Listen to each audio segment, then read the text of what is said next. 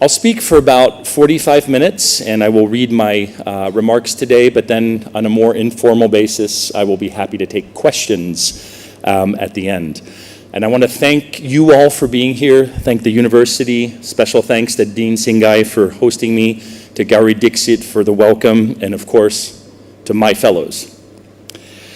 I want to start by asking you to imagine, because we're not there yet. I ask you to close your eyes for a moment, if you wish, and imagine a world of artificial intelligence and computing power so fast and so powerful as to run an entire economy. We're not there yet, but let your imaginations run wild, and I will ask you in the Q&A section what your thoughts are, because I'm a dinosaur. I'm 50 years old. I can't imagine this world, and a lot of the things that students take for granted, such as telephones that are not attached to walls, are new for me and exciting for me. Over the past 20 years, this is how recent this is, the digital revolution has massively reshaped our ability to capture, distribute, store, and process data. The capacity to capture information can now be embedded into any electronic device. We already know that our telephones know where we are. They sometimes know what we're saying. They know our interests and our searches, and I admit that if I book a vacation on Google, that my Facebook feed will reflect advertising within a matter of seconds. But our watches capture information. If you have a smartwatch, it's not just your physical exercise, but your heart rate. Perhaps watches in the future will be able to tell us when we're in love before we know it. Our cars capture information, our refrigerators, our washing machines. Again, I'm a dinosaur, so I've not invested in the smart technology. But think about the changes that have happened in the past 20 years and what we can anticipate in the next 20. We can imagine already a smart refrigerator connected to a food delivery service that automatically replenishes your supplies and maybe even anticipates your needs based on the weather, the data on your watch and how much you slept last night, your upcoming and past travel, and even more. Why not even imagine a smartwatch connected to a credit card and a food delivery service that will, hopefully voluntarily, prohibit the purchase of sweets and alcohol until a certain daily gym metric or weight metric is achieved. In a recent case, an angry father in the US complained that the retail giant Target was sending coupons for pregnancy-related products to his daughter. It turns out the algorithm had predicted her pregnancy, even before she knew about it, based on her purchase patterns, and even had a fairly good idea of her due date. Although I'm an optimist and I don't think we will end up being subjugated by our machine overlords, such as certain movies portray, we can imagine more sinister applications. Maybe not all the way to China's social credit system, but I can certainly anticipate a near future in Europe where I live, where smart thermostats are remotely blocked at 18 degrees Celsius in the winter or even lower, or 24 degrees in the summer, in the name of environmental protection. How much more can you imagine? If this were a seminar, we would have a productive brainstorm and a flight of imagination. I personally cannot imagine everything that AI and modern computing will be able to do. I'm curious to hear about your thoughts. The ability to capture data has been combined with an equally giant leap in our ability to distribute and aggregate the data. Think about the high-speed networks that make the aggregation of data a regular occurrence. And this aggregation is now measured not by the day or the hour, but by the second or even the millisecond. The databases themselves can store vast quantities of data for long periods of time in massive server farms, creating the ability to discern trends and patterns from the individual to the nation. The processing power of supercomputers enables more and more of this data to be analyzed at faster and faster speeds. The rise of quantum computing promises to create computers that can process 10 to the 27th operations per second, about 1 trillion times faster than existing machines.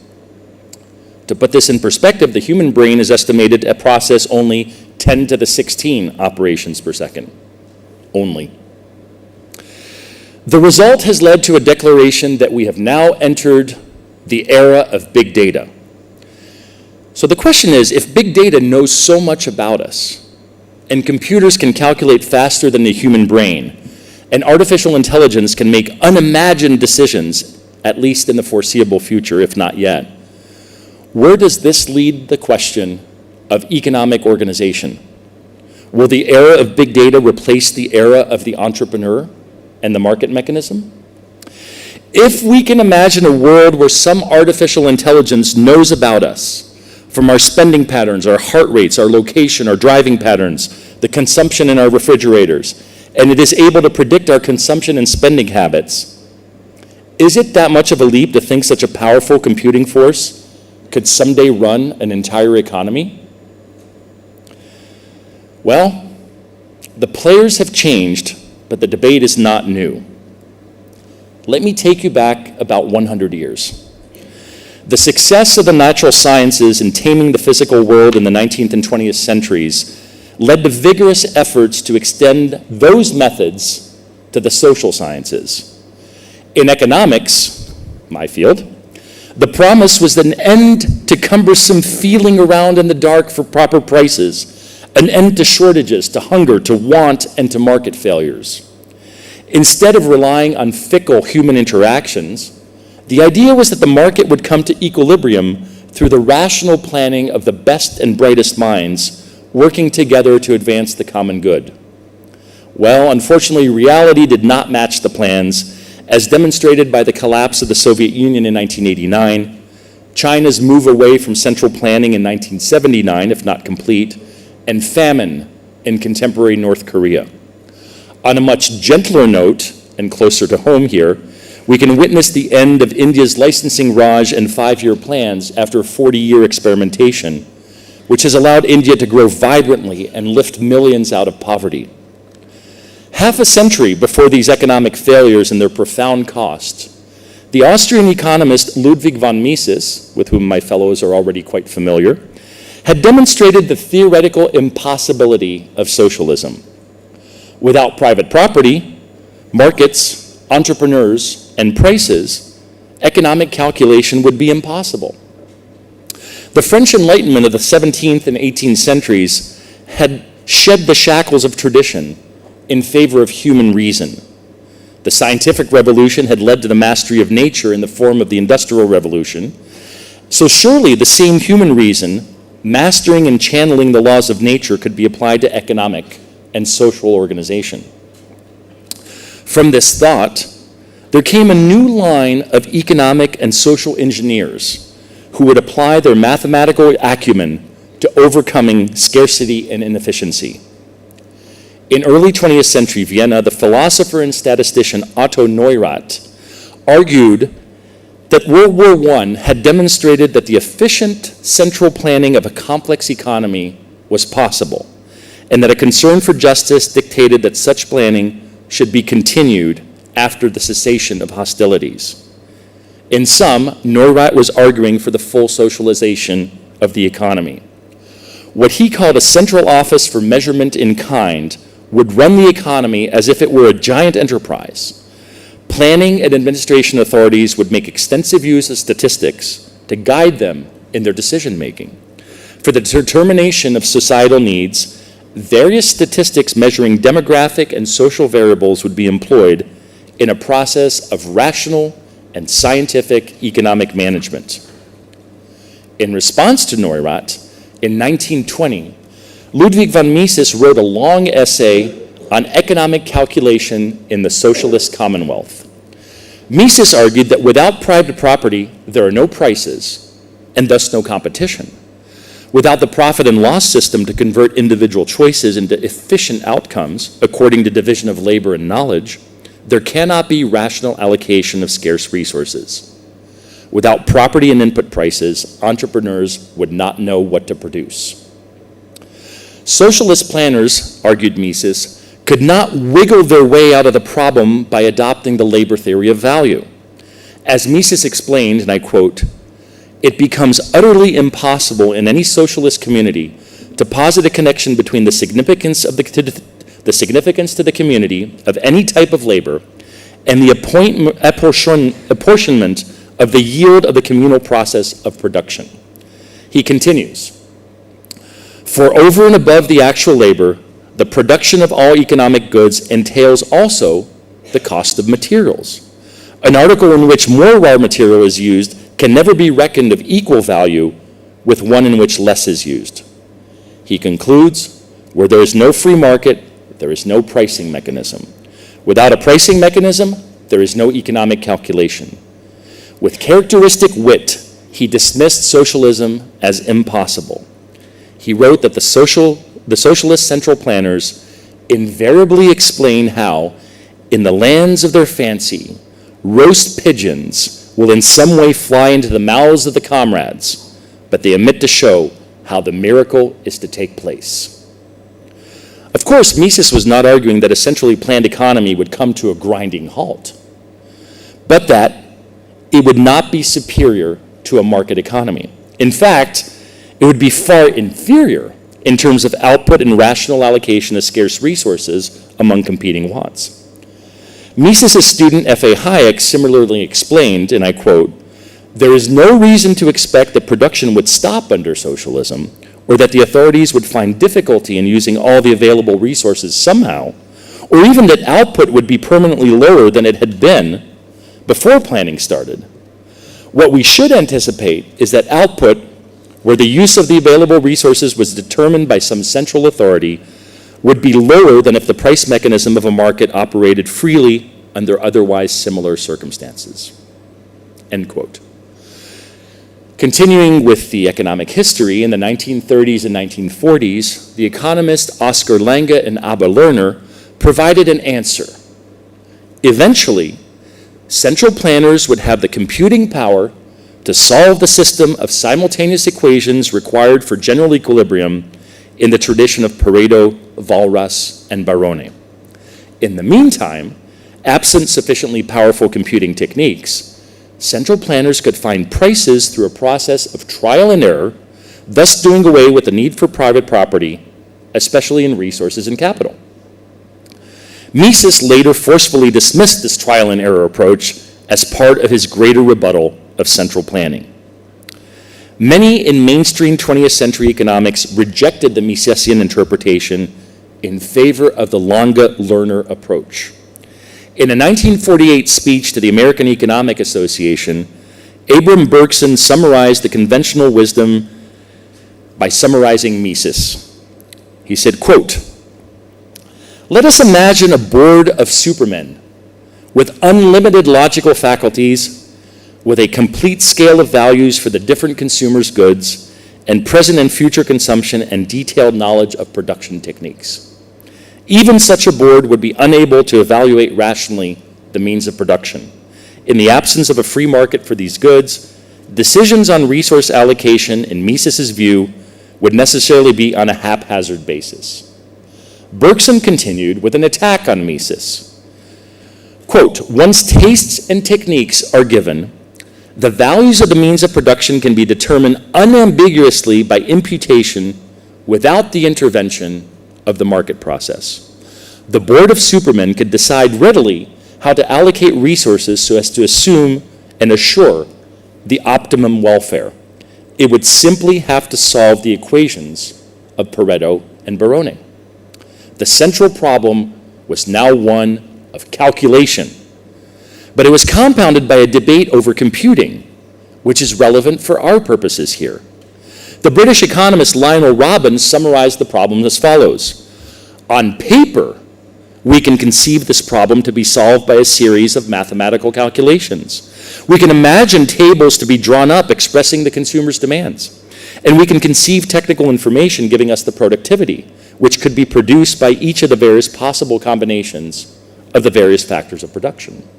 On such a basis, a system of simultaneous equations can be constructed whose solution would show the equilibrium distribution of factors and the equilibrium production of commodities. Robbins lamented the lack of sufficient computer power to solve the requisite equations. Remember that he was writing in the 1930s, and I quote, "In practice, this solution is quite unworkable. It would necessitate the drawing up of millions of equations on the basis of millions of statistical tables based on many more millions of individual computations. By the time the equations were solved, the information on which they were based would have become obsolete, and they would need to be calculated anew." In a similar vein, Hayek dismissed the general equilibrium approach, and I quote, "At each successive moment, every one of the decisions would have to be based on the solution of an equal number of simultaneous differential equations, a task which, with any of the means known at present, could not be carried out in a lifetime, and yet these decisions would have to be made continuously." So we can see that much of the calculation debate rested on the possibility of computing. No human mind and no computer in the 1920s, 1970s, or even the 2020s could calculate the complex web of simultaneous equations that would allow for general equilibrium to be imposed harmoniously from above without the need for the inefficient discovery process of the market. But in the past few years, computing power has exploded. So we can now ask the question, 100 years later, if modern computing power and artificial intelligence have reopened the economic calculation debate. On its face, the technological case for reopening this debate is rather strong. Advances in modern computing and artificial intelligence have led to calls for a re-examination of the merits of central planning. The logic is compelling. At some point soon, some authors say, computers will be able to solve a general equilibrium equation for the entire economy. In fact, some authors believe it's already possible. Marxist economists Paul Kochschott and Alan Cottrell estimate that in a world with 10 million products, it would take 10 to the 21 calculations to invert the requisite input-output matrix. Given the power of quantum computing presented earlier, this means that the solution, and what is the solution? The optimal allocation of economic inputs to economic outputs to maximize social welfare, that solution could be arrived at in less than a second. Even today, the world's fastest computer could finish the problem in about 20 minutes.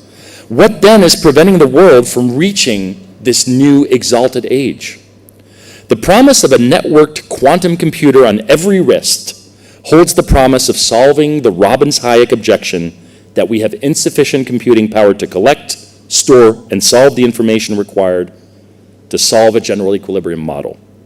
The cybersocialists would replace inefficient and fickle markets with rational planning boards or artificial intelligence guided by instantaneous information and supercomputers.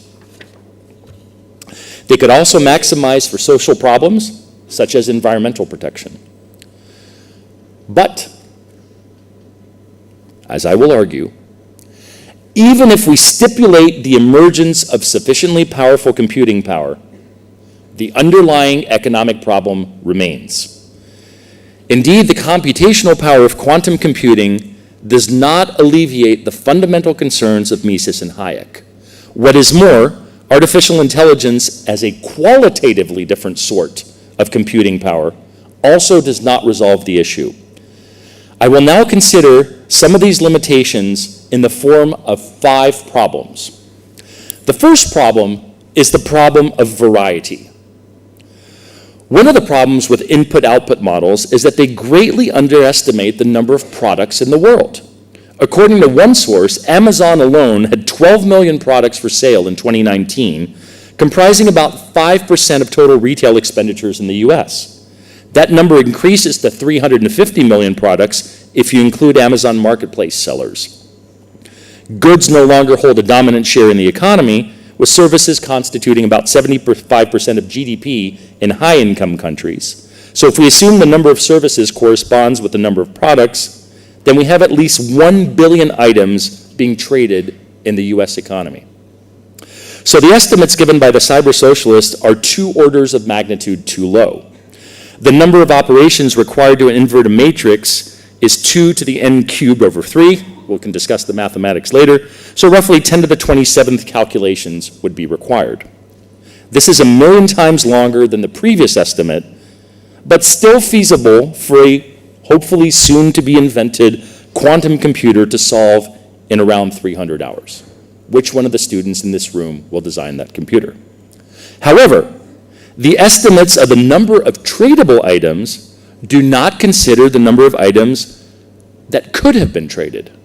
For instance, a particular pair of shoes might come in white and black, but could be produced in a much greater range of colors, green, blue, gray, orange, etc. And this is just one attribute.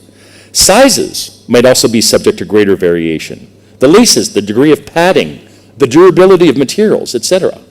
In addition, the time and place and quality of service of delivery can also vary. Let me illustrate with the example of a flight, because I live in Paris. Let's take the example of a flight from Bangalore to Paris.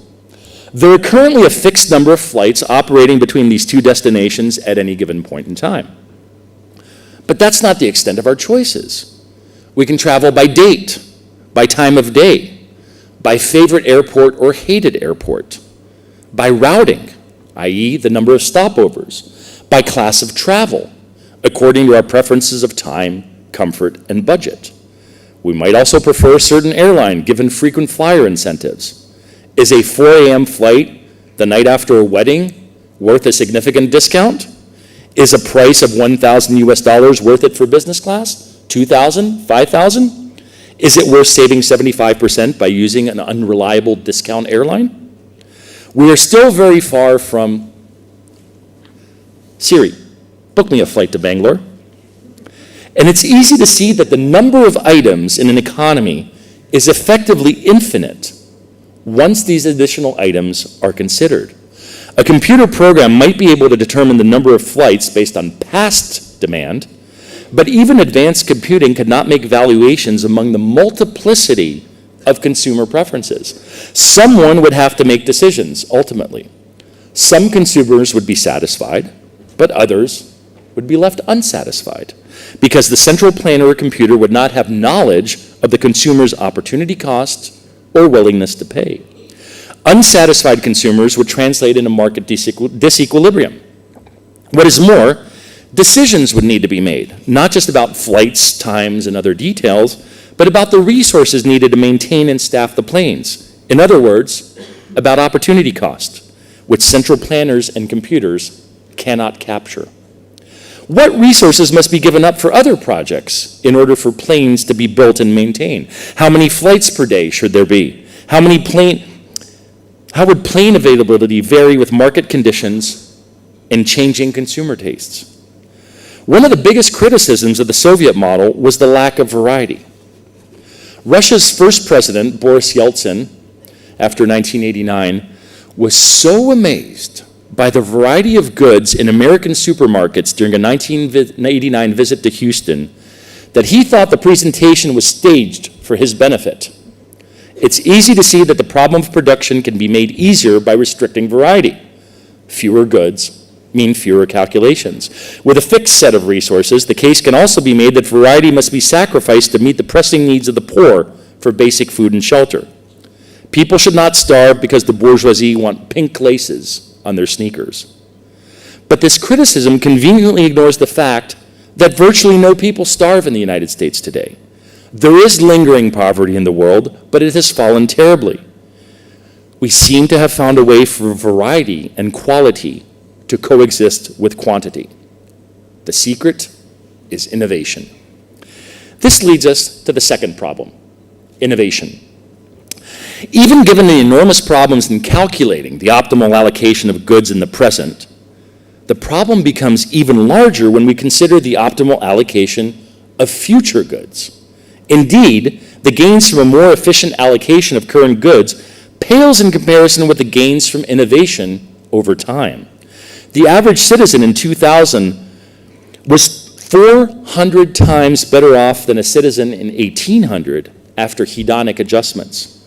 Most of these gains came from improvements in productivity and variety, that is, from innovation.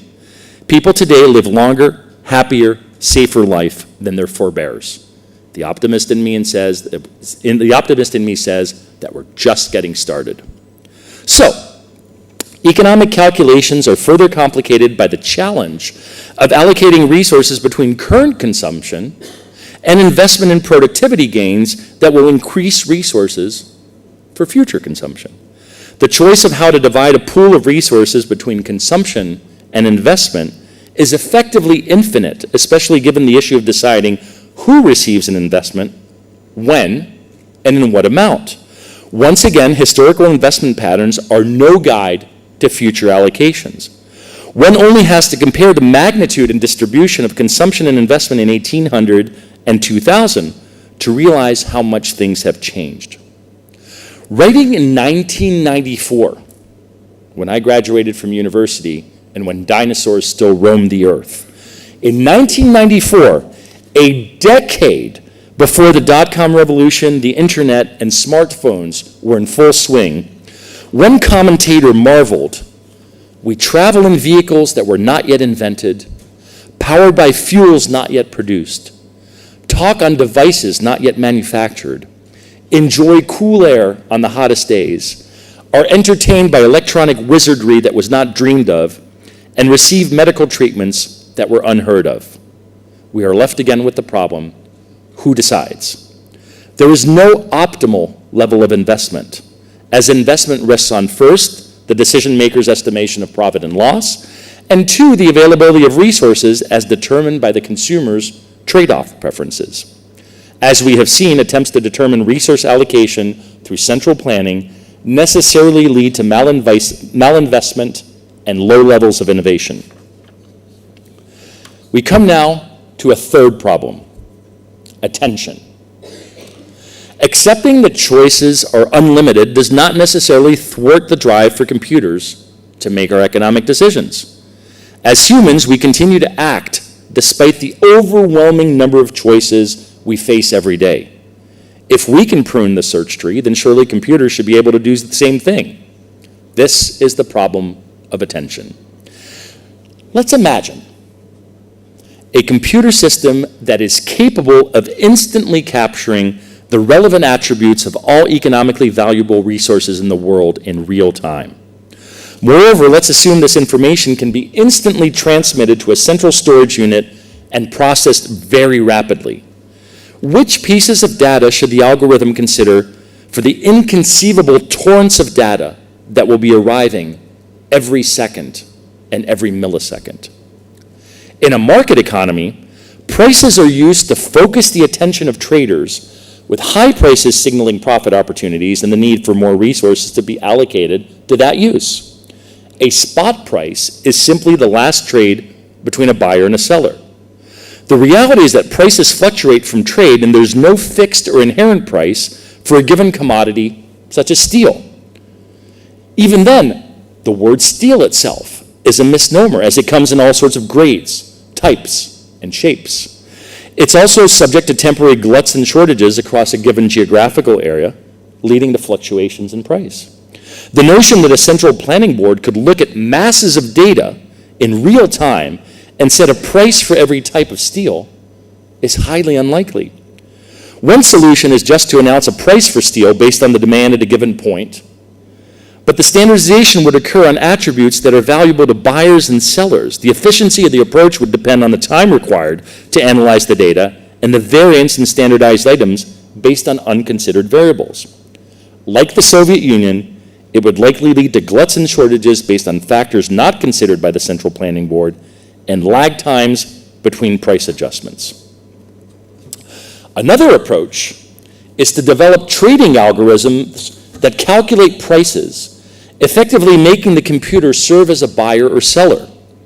What's greatly underappreciated with this approach is the degree to which computers rely on humans to tell them what is important. A human must supply the objective functions to maximize welfare, equality, or profit.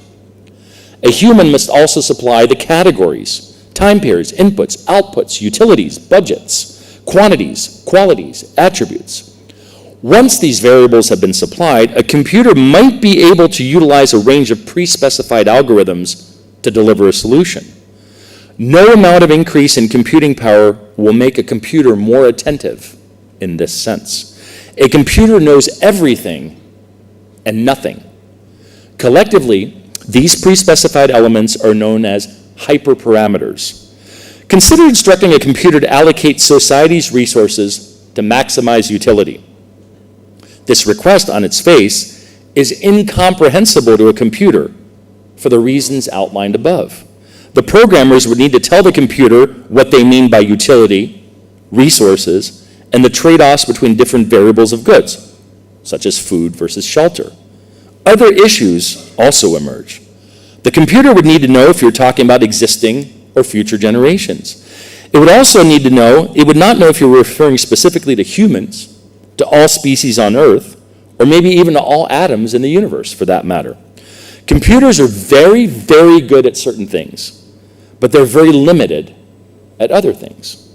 The economy is not a freeze-frame general equilibrium equation to be solved, but a complex and dynamic process of trade-offs, shifting preferences, future valuations, and incentives. Again, somebody would need to program the computer. Who would that be? And with what information? And in a democracy, with what authority? Finally, as we have seen, this is a dynamic problem rather than a static situation. Preferences, resources, budgets, and production possibilities all change over time and need to be continually updated. Recognizing that something has changed is also not a trivial problem for a computer. Ultimately, as the environment changes, a computer must be able to alter its hyperparameters to continue satisfying our needs, or somebody must reprogram the computer. Again, who, with what information, and with what authority? This leads us to the fourth problem of judgment. Markets rely on entrepreneurs, I see several future entrepreneurs in this room, to solve innovation and attention problems. Entrepreneurs form judgments about future prices, cost, and production possibilities to determine where to invest their human and financial capital. These judgments often arise from experience and can be difficult to codify. They're also highly uncertain. Entrepreneurs and investors often disagree about which technologies will prevail in the future. We need only look at the process of creative destruction. Some new technologies are revolutionary. Others are flops. How many of you own stock in MySpace or have a MySpace account today? Some IPOs yield great profit and others great loss. How many of you under the age of 25 have even heard of MySpace? The possibility of entrepreneurial profit, the gap between the current and future value of investments, motivates the actions of entrepreneurs, while the possibility of loss disciplines them at the same time. Most entrepreneurs will fail. Future entrepreneurs in the room, keep that in mind. Most entrepreneurs will fail repeatedly, but those who persevere and succeed accumulate and attract the capital to tackle larger projects. Those who fail attract fewer resources to invest in the next opportunity. While public perception often assumes that entrepreneurs capture the lion's share of any value created, the reality is that less than 10% of the value accrues to the creator, with 90% of the benefits of innovation spilling over to society. Think again of the computing power that you hold in your pockets. Central planners have problems duplicating the judgment of experienced entrepreneurs because they lack their motivation and detailed knowledge about production possibilities. Merely increasing the volume, variety, and velocity of available data is unlikely to improve the situation. One would need a machine with the ability to discern human needs, grasp production possibilities, and discriminate between economically relevant categories which may be unspecified or emerge over time. I don't see artificial intelligence ever doing that. I'm curious to know what you think. In other words, we would need an artificially intelligent entrepreneur. Unfortunately, current developments in information technology focused on big data and machine learning are not going to produce an artificial entrepreneur. These methods assume that patterns in historical data can be mined for regularities that can then be used to predict future economic behavior. But the machines are not designed to go outside the parameters they are given, in much the same way that an input-output table cannot produce new categories. The assumption that current developments will somehow get us closer to a machine that can, quote, think outside the box, end quote, has been termed the first step fallacy by the late philosopher Hubert Dreyfus. Dreyfus argued for decades that success on a narrow, well-defined problem has no bearing on solving broad, unstructured problems. Recent success in data mining thus says little about our ability to construct an artificial entrepreneur, or more broadly, any artificial general intelligence that can operate outside a specified domain. As Mises wrote of those who advocate central planning, and I quote, "They want to abolish private control of the means of productions, market exchange, market prices, and competition. But at the same time, they want to organize the socialist utopia in such a way that people could act as if these things were still present. They want people to play market as children play war, railroad, or school. They do not comprehend how such childish play differs from the real thing it tries to imitate," end quote. We come finally, approaching the end of this talk, to the problem of motivation. The dissolution of the Soviet Union at the end of 1991 created a series of discussions on the reasons for the failure of Soviet-style central planning. A central feature of this debate was the recognition that participants in a centrally planned economy do not face the same incentives as entrepreneurs. The limited rewards for providing quality, variety, and innovation, and the limited downside of poor decisions both lead to severe misallocation of resources over time as opportunities are not seized and errors are not corrected. Participants receive little to no share of any gain, and they typically do not lose their wealth or position for failing to innovate in such a system. Proposals from this era focused on eliminating the central planning board and introducing more market mechanisms into the process. They generally caution about the need to monitor investments and create a way for bad investments to fail, while still advocating for collective ownership of productive assets through workers' cooperatives or state-owned banks.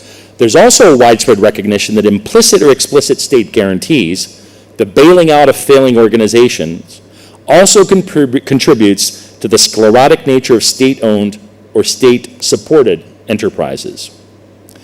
In his famous 1937 article on the nature of the firm, Nobel laureate Ronald Coase was skeptical that all economic transactions could be organized within a single organization. There are inevitably diminishing returns to scale as coordination and agency costs rise. Conversely, that technology can also increase the size and scope of organizations. Interestingly, in recent decades, multinational corporations have adopted an eclectic approach to economic organization as developments in information and communication technologies have spurred offshoring, outsourcing, joint ventures, strategic alliances, and internalization. The approach has been a pragmatic one that has attempted to minimize transaction costs and maximize value created rather than adhere to a strictly market-based or a strictly hierarchical approach. The latest developments in modern computing are likely to follow this eclectic approach rather than lead to the creation of a single organizing entity that controls an entire nation or the global economy. I turn now to my conclusion. As early as 1920, Ludwig von Mises concluded that, quote, "There hovers before the believers in central planning a muddled conception of technical rationality which stands in antithesis to economic rationality, on which also they are not very clear," end quote. To the credit of Mises and Hayek, the arguments raised a century ago are still relevant when faced with the challenge of modern computing techniques. We now return from the limitations of computers back to economic theory. The calculation problem remains fundamentally an economic problem rather than a computation problem. Indeed, in the world, we face two kinds of knowledge: Technical knowledge involves computation of existing data. Economic knowledge, on the other hand, involves the discovery of new and contextual data, including information about market participants abstaining from buying or selling as a reflection of their opportunity cost, trade-offs, and adjudication among diverse ends for their scarce resources. This knowledge does not exist to be computed, and it does not exist outside the institutional context of residual claimants. In other words, not just the market process, but also underlying property rights. As such, modern computing does not reopen the debate. The fundamental economic problem still remains. The cyber-socialists seem to forget that the world is dynamic as individual choices evolve and affect other choices. Even simultaneous and instantaneous equation solving would not resolve the calculation problem. At best, it would find one equilibrium, a snapshot at one point in time, that would change immediately as human actions set in motion the market process that would shift the economy. Mises explained that, quote, "The equations do not provide any information about the human actions by means of which the hypothetical state of equilibrium has been or can be reached. In short, the equations offer no information whatever on how to get from the existing disequilibrium state to the general equilibrium goal." End quote, and pretty strong words. Another problem is data. Of course, computers can calculate faster than human minds and will soon solve simultaneous and instantaneous massive sets of equations. But what is the computer optimizing? In 1948, Hayek opened his query on the use of knowledge in society with a set of conditions that are particularly relevant to contemporary questions of quantum computing, and I quote, "What is the problem we wish to solve when we try to construct a rational economic order? On certain familiar assumptions, the answer is simple enough. If we possess all the relevant information, if we can start out from a given system of preferences, and if we can command complete knowledge of available means, the problem which remains is purely one of logic. That is, the answer to the question of what is the best use of the available means is implicit in our assumptions. The conditions which the solution of this optimum problem must satisfy have been fully worked out and can be stated best in mathematical form. Put at their briefest, they are the marginal rates of substitution between any two commodities or factors must be the same in all their different uses." Back to your microeconomics classes. 75 years later, this is an interesting thought exercise as we approach the world with modern computing power.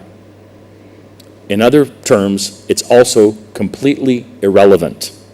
Hayek continues, and I quote, "This, however, is emphatically not the economic problem which society faces, and the economic calculus which we have developed to solve this logical problem, though an important step towards the solution of the economic problem of society, does not yet provide an answer to it. The reason for this is that the, quote, data, end quote, from which the economic calculus starts are never for the whole society given to a single mind which could work out the implications and can never be so given," end quote. We return to Oscar Lange, who said, and I quote, "Let us put the simultaneous equations on an electronic computer, and we shall obtain the solution in less than a second. The market process, with its cumbersome discovery, appears old-fashioned. Indeed, it may be considered as a computing device of the pre-electronic age," end quote. Unfortunately for Lange and the cyber-socialists, computers are only as good as the data they receive. Garbage in, garbage out. Even a quantum computer connected to the internet will have access only to certain kinds of data, but not the subjective preferences of individuals. Mises lamented the myopia of those who would replace human action with equations. And I quote, "They fail to see the very first challenge. How can economic action that always consists of preferring and setting aside, that is, of making unequal valuations, be transformed into equal valuations by the use of equations. Thus, the advocates of socialism came up with the absurd recommendation of substituting equations of mathematical catalactics depicting an image from which human action is eliminated for the monetary calculation in the market economy, end quote. The problem, again, is an economic problem and not a computing problem. With Mises, we can think of it as a translation problem, and I quote, "The subjective use value of each is not immediately comparable as a purely individual phenomenon with the subjective use value of others. It only becomes so in exchange value, which arises out of the interplay of the subjective valuations of all who take part in exchange," end quote. Central planners would ignore this translation as they seek to advance some social goal without taking into account the preferences of consumers and individual citizens. In conclusion, the economic calculation debate, I contend, was settled, on a practical level at least, by the relative success of market economies over planned economies in the 20th century. There lingered, however, a question about the nature of the debate. Was it fundamentally a problem of economic calculation, the discovery of knowledge, or was it fundamentally a problem of computation, one which was settled in favor of markets so long as computing power remained limited, but which could, theoretically at least, tilt towards central planning with the emergence of powerful modern computing? Modern computing may appear to have reopened the economic calculation debate, but upon further examination, the debate remains settled for two reasons. First, there are inherent limitations to computers whose objective algorithms must still be programmed by human beings and their subjective valuations. And second, even with the stipulation of unlimited computing abilities, well beyond the power of and imagination of existing computers, the calculation debate remains at its core a problem of economic calculation, discovery of new data and valuation of alternatives, rather than mere computation of existing data. I return now, as a final quotation, to Ludwig von Mises's quip. He wrote that the central planners invariably explain how in the cuckoo land of their fantasy, roast pigeons will in some way fly into the mouths of the comrades, but they omit to show how the miracle is to take place, end quote. It appears that the same applies to cyber pigeons. I remain an optimist. I think AI and quantum computing hold huge promise for the future of humanity. But a human will still have to program the computers and set the goals, and entrepreneurs will still drive the economy in their quest to serve consumers. Thank you.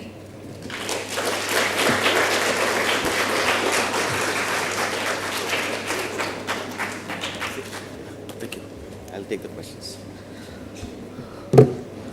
Thank you, Professor Nikolai, for such a insightful discussion, because when you were speaking, I was reminded of the project Cybersyn at Chile in 1971-73, where the first attempt of democratic planning using computers was also during Salvador's time, where they attempted to use computers to allocate resources in the economy, and how it had its own challenges, and how then the market trumps that particular planning economy. And we have also done our share of planning economy in the past and continue to do in its own forms. So we are open for questions. If you have any, because Professor Nikolai has told me that he wants to and continues to be a lifelong learner, and he's very keen to take your questions so that it adds to his knowledge base. And also any thoughts and insights you want to share, please do.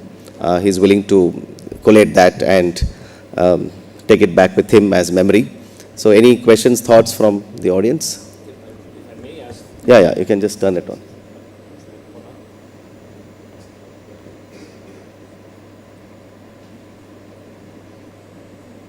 This is Lewis. I'll add to that if I may. First of all, thank you again.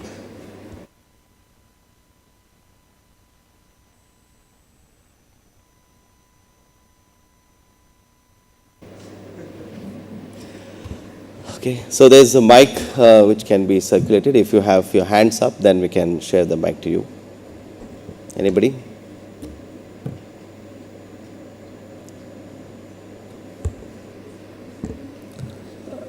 We can go, if with your permission, also beyond the topic.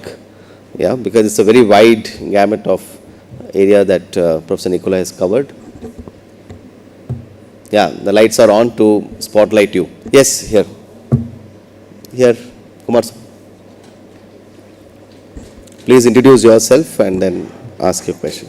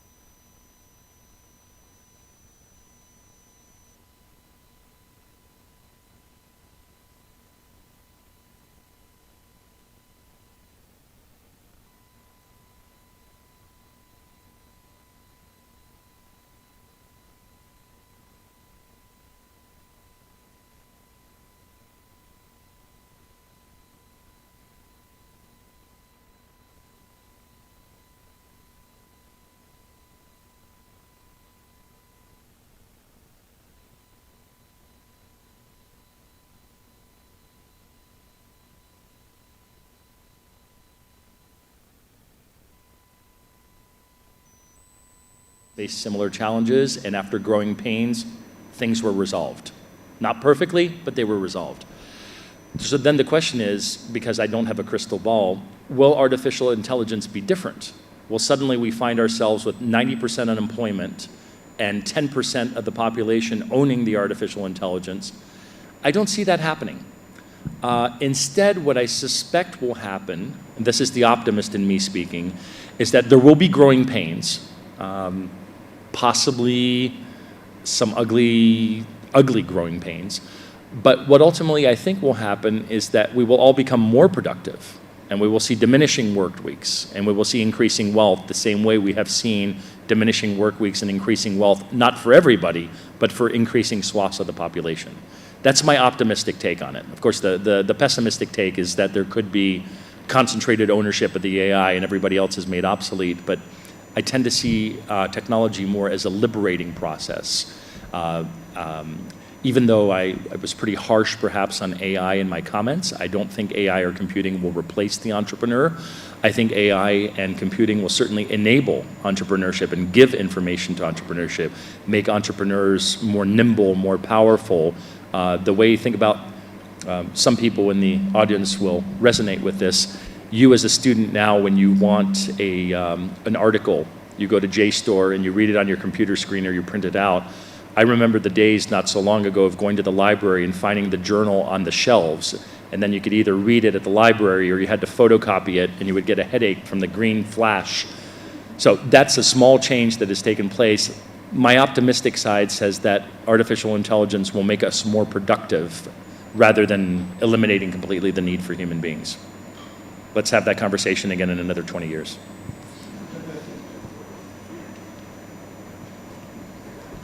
Thank you so much. I'm Srini Misra from mathematics rather. Sir, Freudian slip. Sir, I compliment you on your photograph. So nice. And carrying your notepad in the old-fashioned sense. You said you were antediluvian, so this is something. So my main question is slightly, suppose you replace the phrase cybersocialism by cyber democracy.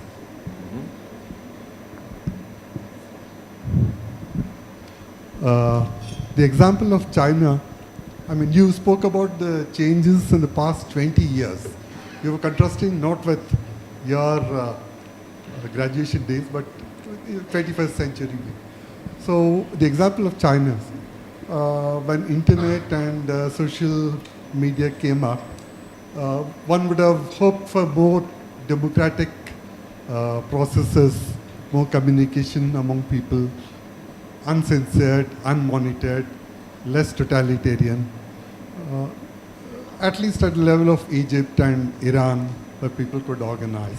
But that has not happened. In fact, they have devised softwares to really monitor much more the activities of. Is this AI also a big weapon in the hands of such a regime? Or, as you would say, optimistically, a youngster could bypass this with his own hacking. I would like to. That's a good question, and thank you for that. I think AI, and this is where I ask you again if I'm wrong, if there's a difference of degree versus kind. I think AI is a tool, and as such it is neutral, and it can be used for evil purposes and can be used for good purposes. And I could say this, so the two comments I would make is we've seen very effective dictatorships in the past that did not have artificial intelligence or modern computing.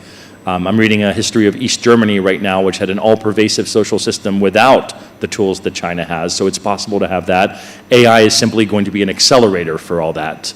The other thing that I would say is that tools, I think, in and of themselves are neutral, and we need to look at the institutional environment within which they operate. And I'm thinking of social media. I thank you for the comment. I think the picture's unfair. I was many years younger and better looking. I'm wiser now. But I'm a dinosaur. I hate X and Twitter, or whatever it's called now, for this simple reason. Those of you in academia know that when you have a brilliant idea, you need to spend the next several weeks thinking about it. I've told my fellows this already. You spend the next several weeks thinking about it, and you read, and about half the time, some brilliant thinker in the past has stolen your idea. And if you haven't had your idea stolen, you spend a few extra weeks in the library, and then you go to a conference and present the idea, and somebody tells you that you forgot some main sources or that you're wrong. And then you submit the journal article, and then very quickly, within 6 to 8 months, you get a reply telling you that the paper's rejected. So you submit it somewhere else, and you get requests for revisions, and it might get rejected again. And then generally, I find that between an idea and a publication, there's at least 2 years that go by. Thanks to X and social media, everybody's an expert immediately. And that has, I think, deteriorated the quality of discourse in our democracy. I think that's a problem. But at the same time, I would not advocate banning X or such platforms. The problem is, let's look at the bigger picture. Let's look at education. Let's look at the general economy. Let's look at work opportunities, et cetera. So with any tool, and again, much as I think you used to read the local newspaper, and I suspect this was the case in India and other countries, and you open up the newspaper every morning as you're having your breakfast, and you look at the conservative editorial and you look at the left-wing editorial, and you read both, and you inform yourself. And you knew that there was a difference between the editorial page and the news page. And now with Facebook, with social media, there's a much more immediate sense, but also the algorithms are guiding you in a certain direction, and it takes a lot more work for you to be able to determine what is actual news. I admit that I occasionally try to read some left of center newspapers and some right of center newspapers to see what I'm missing in different perspectives. They end up annoying me generally, and I read The Economist in the end. Even though The Economist has its own biases, I know what they are. So coming back to that question, artificial intelligence is a terrible tool, a terribly powerful tool. And I think it has the potential to liberate us. It has the potential to make us more efficient. It has the potential to lift people out of poverty in ways that we can't think of. It has the potential for lowering dramatically the price of surgery, where routine surgeries can now be afforded to people who couldn't afford them. I see magnificent things coming out of artificial intelligence by people who will use it properly. I also see awful things where, and even without artificial intelligence, we saw in Canada a year ago, protesters who found their bank accounts frozen. And doesn't even require artificial intelligence. Artificial intelligence, I think, will be an accelerator. So I think the emphasis then is on the institutional constraints, the constraints of democracy, the constraints of rule of law, the constraints of constitutionalism, the constraints of property rights, the constraints of individual human rights that will allow us to focus the powerful technologies that we have for good things rather than bad things. And China was already, so I was greatly optimistic for China in the late 1970s. Looking back, I was 6 years old in 1979, so I couldn't really analyze Zhao Ziyang and the rise of the liberal wing. I was terribly optimistic about China, and I remain optimistic, even if Xi Jinping has amassed power in his own hands. He's not immortal. There are other factions that could emerge after he leaves, and I would like to hope, the best case scenario, but in that case, again, I don't think artificial intelligence is to blame. It's a tool within a bad system.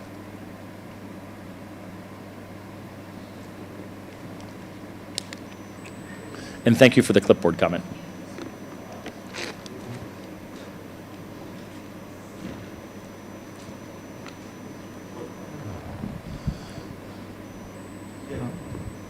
Good evening, Professor Wenzel. Good evening. I'm Dhruv Mittor. I'm a student of the School for Law, Governance and Public Policy. So perhaps corollary to the previous question, I had another one wherein you speak about this idea of AI influencing, say, central planning and AI influencing other parts of, or other spheres of life. So my question is like, does that use of AI to central planning, etc., kind of, promote a shift towards certain forms of governance? I'm thinking like more stern socialism, or in some worst cases, totalitarianism as well. Is just my question. I don't think AI will necessarily lead in one direction or another. I don't think it's deterministic. So again, I think it's a question of how we use it. So again, if we think about the different tools, I travel internationally, and I'm, again, old enough to remember the days when my parents would write letters to their parents that would take a week or 10 days to get there by boat across the Atlantic. And now, in my pocket, I can stay in touch with my family on an immediate basis. That's a good thing. But I think my phone has also made me slightly dumber, because I used to have a sense of orientation, and now I don't even bother because I rely on the map feature. How many phone numbers do you know? When I was a child, I knew maybe 20 phone numbers for all my friends, my grandparents, my aunts. I don't know a single phone number. So perhaps one argument for that is that the phone has made me dumber because I don't memorize things. The other one is maybe it's freed my brain power for other things, and I can think about other things. And this is my generous comment to the younger generation. People are always saying, "Oh, the younger generation doesn't know how to do things anymore." Well, yeah, well, they know how to program a phone in a way that I don't. I have a 14-year-old and a 16-year-old niece, and many of our conversations end with an exasperated sigh and, I think artificial intelligence, the happy scenario is if we look at movies, and I'm trying to think what, maybe Iron Man or something like that. I would love to have an artificial intelligence personal assistant who reminds me when I've spent too much time on certain things, maybe even, as long as it's a voluntary basis, an artificial intelligence that prohibits me, that turns off the television and turns off my phone if I have not spent 45 minutes at the gym, that does not allow me to purchase sweets or alcohol if I have not reached a certain weight, into which I would program the parameters, because I'm still the subjective valuation, but then the artificial intelligence will come up with my schedule for the day. And I still have the power to fight it. And I think same things with entrepreneurs. Entrepreneurs might be made aware of opportunities that they had not seen, but it's then their experience. So I remain optimistic on all of this. Any tool, I think, and I shudder to use, any tool that you can think of, I think can be used for good purposes and for evil purposes. And this is where, again, the importance of institutional constraints comes in, the power of democracy, the power of rule of law for figuring these things out. And I stay an optimist. I think bad things will come from artificial intelligence, just as wonderful things will come from artificial intelligence. If we look at the hindsight of the agricultural revolution and that shift, the various countries living over different times, there was some negative aspect to people leaving the close-knit communities of the land and going to the cities. But there were also some magnificent aspects because people suddenly had more opportunities. I'm 3 generations off the land. I have the choice. I could go back into farming if I wanted to, but I don't have the obligation to do so. So I think the problem is the social growing pains, and what can we do, ever vigilant. I'm really excited to be here on an election, by the way, in the world's largest democracy on Friday. Thank you. What can we do? And this is a call to all students. What can you do to defend democracy, rule of law, human rights? In many ways, artificial intelligence, I think, is just a tool. I don't see a future where human beings are farmed, like in the Matrix, to provide the energy for a big artificial intelligence. So I have my worries. Like any other tool, it could be used for evil.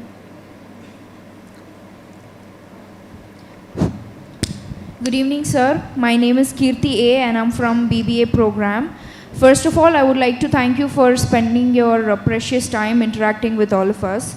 And my question to you is, as you stated in the beginning of your lecture, our mobile phones know what we like, where we go, where our interest lies, and what happens in our day-to-day life activities. How safe do you think it is that we seem to have sold our privacy for about a 40 to 50,000 gadget? And if it is not considered as extremely invasive or problematic now, when do you think it's the right time to say, stop, that's enough? So that's a question that bothers me every day. My phone has a better memory than I do about where I have been. And that's somewhat exciting because I get to view pictures and remember where I was and call up a friend and say, remember that trip? Let's do it again. It's also nice to have the phone remember certain things. It's also terrifying. I suppose, this is the thing, we still have agency. What is the price really of privacy? We still have the option at this point to leave the phone at home so that we're not tracked.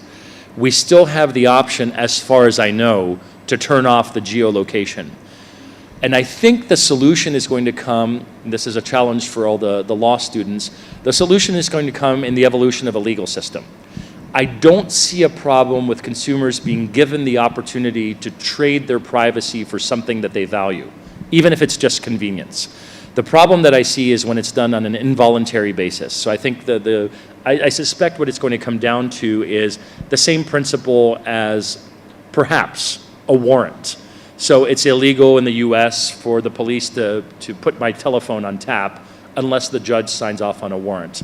And I could see a situation where I allow my phone to do certain things. And as far as I know, we all have those parameters on our phones, but most of us simply don't bother, as far as I know. I think the solution is going to have to come in very strict privacy laws and very strict options for consumers. And I would like to be able to share certain things. I think there's the option, for example, if your computer crashes, you can share with Microsoft or Apple. I think that's probably a good thing because that's a network. But I also like to confuse. People ask me what music I listen to. I listen to everything from American country music to classical music.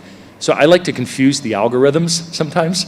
But I think it's going to come down to a question of voluntary. I'm not accusing anybody of this. In my case, it's largely laziness. I have something that pops up on my computer and I don't want to spend 10 minutes figuring out what I want to share and don't share. If I were really worried about it, I could do so. And I'm an optimist on this. Again, you'll probably figure out my optimism on all of this. There are many good things that can come from the computer watching patterns that you have allowed it to watch. And so again, the computer could generate, instead of paying for a personal trainer, your AI might determine a nutrition and exercise plan for you based on the parameters that you voluntarily enter, and the artificial intelligence could warn you if you haven't burned enough calories this week. I use this example because I had way too much fun during the COVID year of isolation. It was one of the happiest periods of my life. Controlling for the loss of life, I found myself suddenly alone with time to read and to cook, and I did a lot of both. So I keep using those examples, but all the things that you could use, and you could enter your parameters, and then the AI can tell you at the end of the month, you spent 6 hours watching TikTok videos. Is that the way you want to use your time? And you might say, yes, that's because I also did these things. Or you might say, oh goodness gracious, I didn't know I spent that much time on that.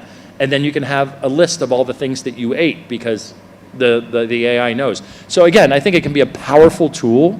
The question is, where is the invasion of privacy, and where are you willingly selling things? Where are you willingly saying, I accept having free Facebook and internet in exchange for the ads? That doesn't bother me. And a challenge to all of you students, and if you want to write this article and run the study with me, I'll be happy to do so. I am really curious to know if I am influenced by the ads that I see. I suspect I am. That's slightly different from the privacy, but I try to look at the ads because I think about these things and think about whether they influence my purchasing patterns. I don't think so, but I'm probably wrong, because there's probably also not just the search engine optimization, the guiding me towards certain things. I'm okay with that. I'm not okay with companies having data that I have not consented to share. So I think it's going to be a legal evolution, and the moment we say stop is the moment when we do not consent.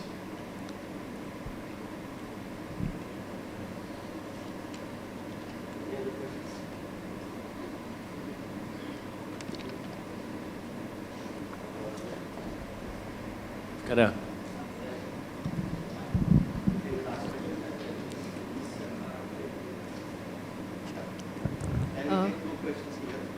Sure. Okay, unfortunately, I actually have two questions. No, but yeah. Good evening, Professor. My name is Khushi. So I was thinking a lot about the model that you were describing. Can you hear me? Oh, sorry, there's feedback on the microphone. Can you hear me now? Okay, yeah, great. So I was just talking about the fact that I was thinking about the model itself of cybersocialism having AI within it. And something I was thinking a lot about was the idea of the human input, right? Which is something that you were talking about. So first it comes in the idea of how does data then come in to the AI. So how's the data collected? How's the data processed? The kind of data that you're collecting, it's about people. And how is that kind of really configuring into like the decisions that are being made? Because of the fact that my phone has a very subjective input onto what data it captures of me, right? I allow it to catch my like sleep patterns when I want to, and maybe when I'm having problems sleeping. So maybe it's getting that sort of data, right? So just to understand what is the objectivity of data, how does that then influence the model itself? And the second part of it is just the idea that you talked about how the AI is then being built by humans. And how if you're talking about the fact that you want welfare, if the AI is being built by a person who is looking at welfare, how is that person then looking at welfare? Are they looking at it in terms of, say, environmentalism, poverty, or just generating more money, right? What is welfare? How does the AI then like configure onto that? So I know these are not very precise questions. They're just more like, I want to understand your thoughts about these. Thank you. Thank you.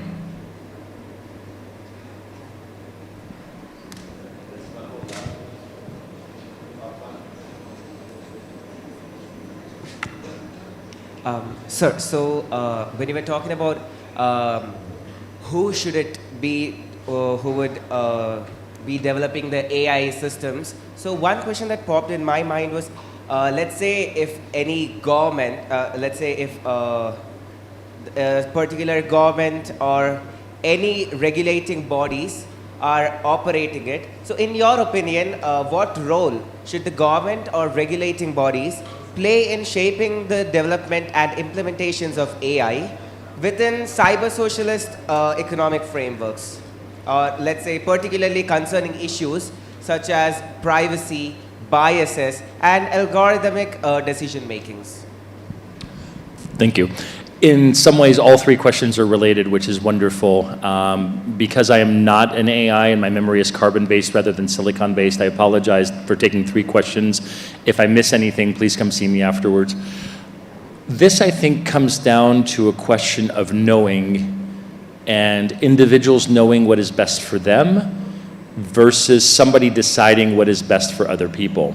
So I'm always worried about while at the same, so coming back to an earlier question, I am a strong defender of privacy and individual rights and a strong defender of anti-fraud laws, but I'm also very worried about regulation because regulation can tend to block innovation and we don't know what we're blocking.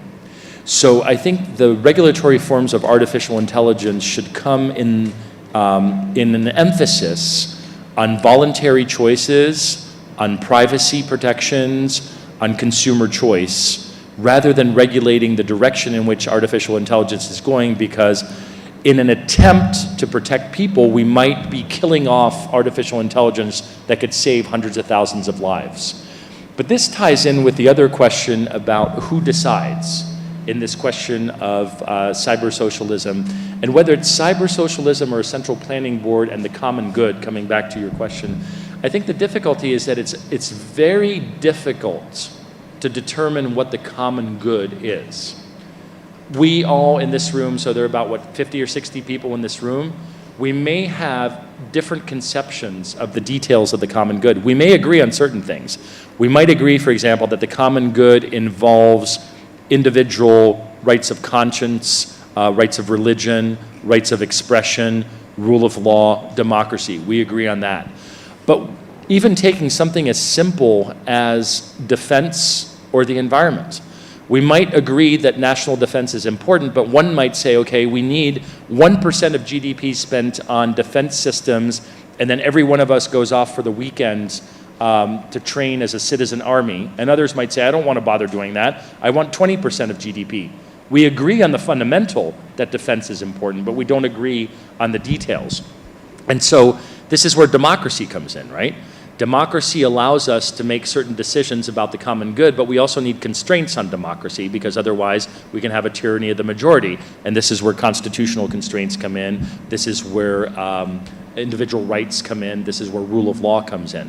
So the difficulty that we have is if there is a group of people, whether it is helped by nobody, or whether it is helped by 100 of the smartest minds in the country, or whether it is helped by 100 of the smartest computers in the country, those people are claiming to make decisions about the common good. That's where difficulties start to come in. And that's where I say somebody is going to have to program that, and who decides? So one of the problems that I have with, I'm worried about environmental protection, but I'm also worried about over-regulation of environmental protection, because there's a trade-off, intertemporal trade-off. I'll give you a simple example to illustrate this. I've been traveling across the Atlantic for the past 50 years with an American father and a French mother. We would move the family back and forth. The timing of a flight from New York to Paris has not changed substantively in the past 50 years. It's still about a 9-hour flight, 8-hour flight, maybe, give or take. We don't have supersonic travel yet. Well, the technology exists, but there are regulatory barriers because of noise, but that's a different story. So, what, we've made no progress in my lifetime? Oh, we have, because the amount of energy per passenger mile has gone down by something like 25 to 30%. That's an innovation in technology. Had there been excessive regulation 50 years ago, markets would not have come up with that kind of innovation. So we need to figure out some sort of balance between what people want in their everyday lives and selfishly, and what might hurt other people. And we need to be very careful about imposing our visions of the common good on other people. So we can have conversations about this. We can have conversations through democracy and through constitutional constraints about the amount of budget to apply to environmental protection. But how many people do we want to throw into poverty and lack of growth because we're thwarting industrial development? That's going to be a very difficult decision. And the heroic argument, at least, is that markets are going to align through the price mechanism. This is the Adam Smith argument. Markets are going to align the private preferences with the common good. To an extent, yes, but there might be limitations to that. And that is where we have the challenges of democracy and rule of law. But we also leave a lot up to individuals to express themselves, individuals who are going to feel the pain of prices, the pain of work if they want to buy something, as opposed to a central planning committee which is going to dictate, okay, we're taking away 50% of all your income to protect the environment. I don't think many of us would be happy with a 50% mark. I don't think many of us would be happy with a 0% mark. So we have to find a balance between those two things. So I think I answered one of your questions, but maybe not two. I can take the other question privately here at the end. I think we're done with time. So I'm happy to stick around and take additional questions. I'm also happy to take, so that's it. So thank you very much for attending, and go forth and do wonderful things.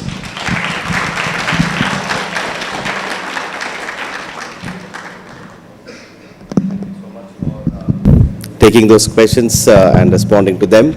As I was mentioning, Professor Nikolai is engaging in a course with the Chanakya Fellowship Programme. He is on campus.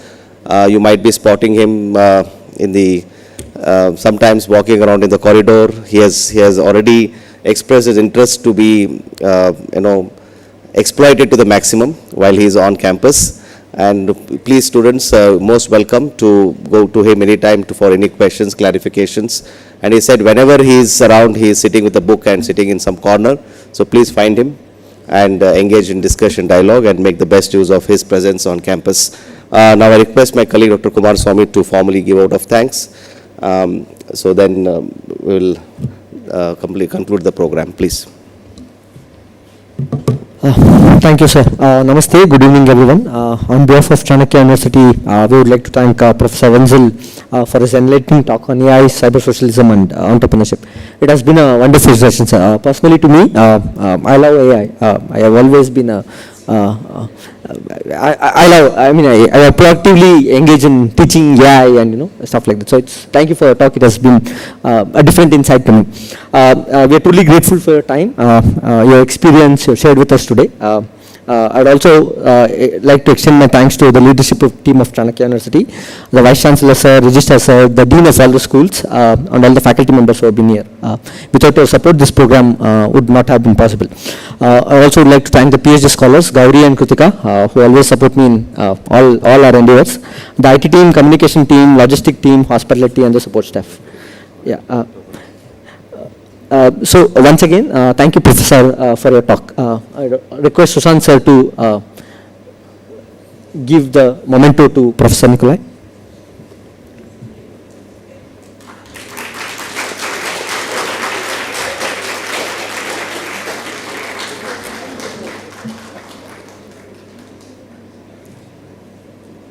This goes up in my office. Thank you very much.